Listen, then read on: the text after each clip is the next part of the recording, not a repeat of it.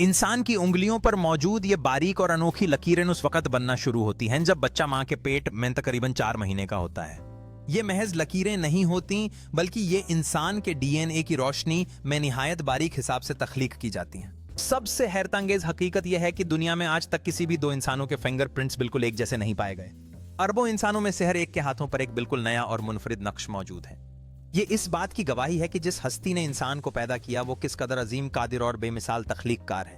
वो न सिर्फ हर इंसान को पहचानता है, बल्कि उसकी उंगली की हर लकीर से भी पूरा वाकिफ है।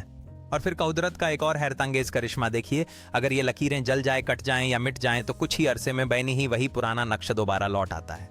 न एक लकीर कम, न एक जाविया बदला हुआ। गोया खालिक कायनात ने हर इंसान की शिनाख्त हमेशा के लिए महफूज कर दी हो। ये सब हमें याद दिलाता है कि इंसान मामूली नहीं और उसकी तख्लीक किसी इत्तेफाक का नतीजा नहीं।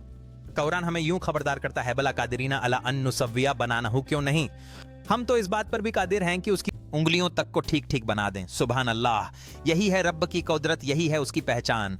इसी तरह के इस्लामी और साइंटिफिक फैक्ट्स जानने के लिए काजी टीवी 591 को सब्सक्राइब करें।